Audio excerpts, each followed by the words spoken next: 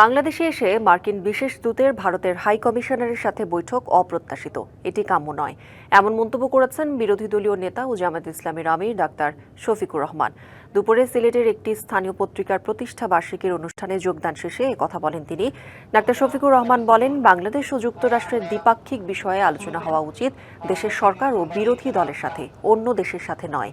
স্থানীয় সরকার নির্বাচন নিয়ে সরকারের কিছু প্রক্রিয়ায় বিরোধী দল উদ্বিগ্ন জানিয়ে বিরোধী দলীয় নেতা বলেন, সুষ্ঠু নির্বাচন নিয়ে সদিচ্ছার অভাবে সরকার দলীয় লোককে নির্বাচন কমিশনার হিসেবে নিয়োগ দিচ্ছে।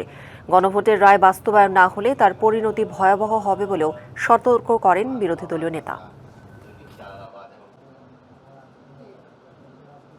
আমাদের সরকার যদি নলেজে নিয়ে কোনো কিছু করে সেটা ভিন্ন, আদারওয়াইজ এটা অপ্রত্যাশিত। তারা তো ইন্ডিয়া বসে কথা বলতেই পারেন, তিনি তো ইন্ডিয়ার রাষ্ট্রদূত।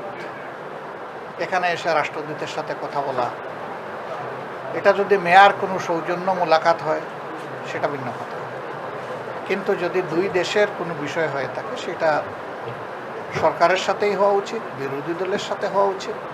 পার্টিকুলার কোনো দেশের কোনো কূটনীতিবিদের সাথে এটা আমাদের কাম্য না। নগদ নিয়ে এলো হার না মানা হার অফার। সর্বনিম্ন 10,000 টাকা রেমিটেন্স নগদে পাঠালে থাকছে স্বর্ণের হার জেতার সুযোগ।